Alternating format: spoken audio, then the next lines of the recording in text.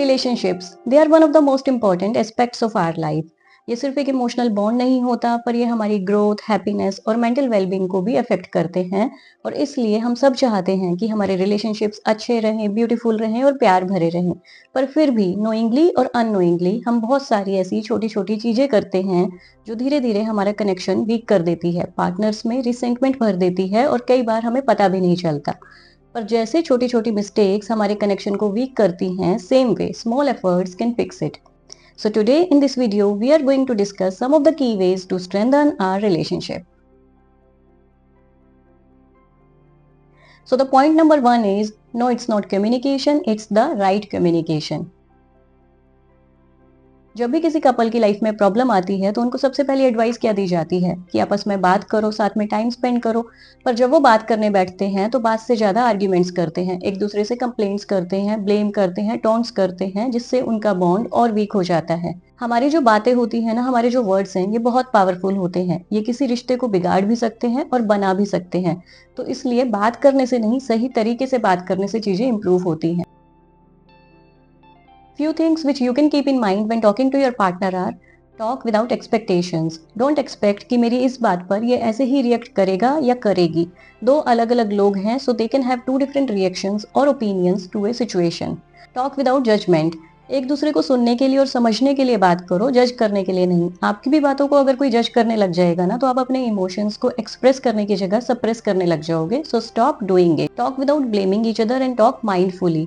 अपने वर्ड्स पर ध्यान दो कि आप क्या बोल रहे हो। अपने कंफर्ट जोन में आकर एक दूसरे को माइंडलेसली कुछ भी मत बोल दो। अब कुछ लोग बोलेंगे कि बात करने से पहले इतना कौन सोचेगा, पर सोचना पड़ेगा, जैसे आप एक रिलेशनशिप की स्टार्टिंग में सोचते हो। पर कुछ टाइम के बाद आकर कपल्स एक दूसरे के साथ इतना कंफर्टेबल हो जाते हैं या फिर फॉर ग्रांटेड लेने लगते हैं कि वो माइंडलेसली कुछ भी बोलते रहते हैं और वहीं से प्रॉब्लम होना स्टार्ट होती है। और 1 घंटे के आर्ग्यूमेंट से अच्छा है 5 मिनट प्यार से बात करना। So talk mindfully. It's always quality over quantity. The point number 2 is stop comparing your relationship. You know, comparison is the biggest thief of happiness, especially in relationships.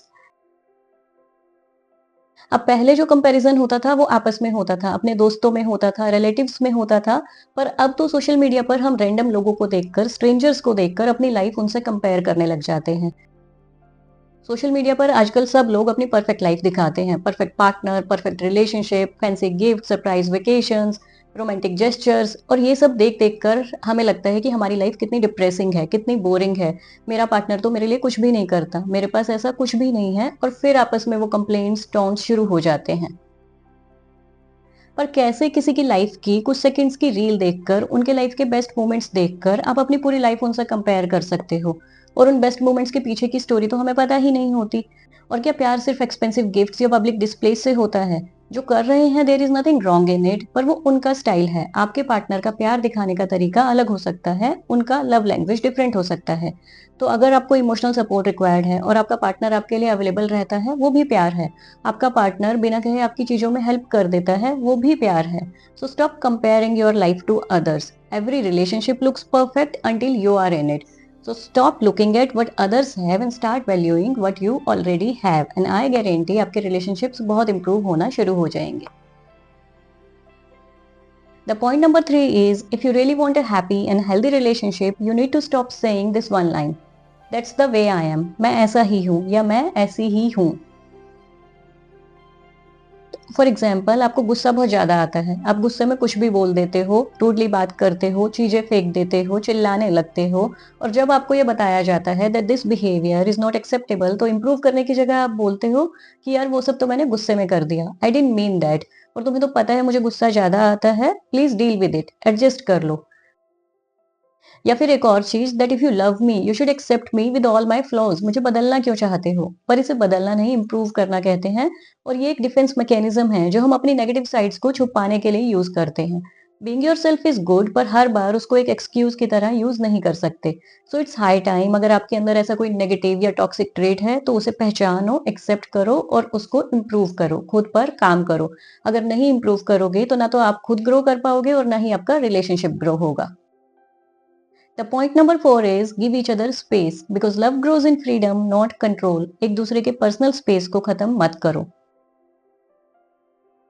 तो अपने रिसेंट काउंसलिंग सेशन से एक example बताती हूँ। Wife की complaint थी कि उसका हस्बैंड पूरे दिन वर्क फ्रॉम होम करता है, रूम में बंद रहता है और शाम को जब वो फ्री होता है तो भी उसको अकेले वॉक पर जाना होता है।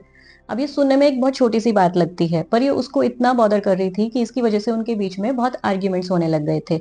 उसको लगता था कि इसको अकेले क्यों जाना है, ये मुझे साथ लेकर क्यों नहीं जा सकता, और वो बहुत इनसिक्योर फील कर रही थी। पर मी टाइम लेना कोई गलत नहीं है।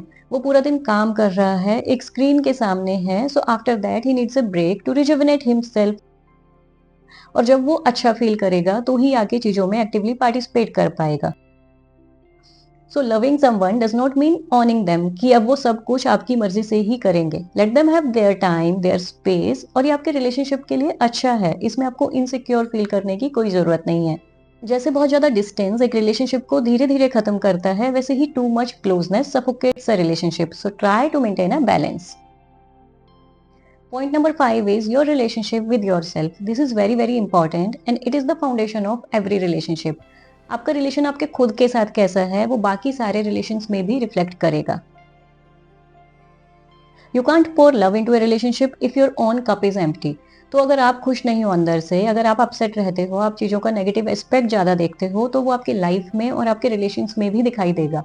आप अच्छी चीजों में भी कमियां ढूंढ ही लोगे और आप हमेशा दूसरों के एक्शन से भी कंट्रोल होते रहोगे। किसी ने कुछ अच्छा किया तो वो आपको खुश कर देगा, और किसी ने कुछ आपकी मर्जी से नहीं किया तो वो आपको अपसेट कर देगा।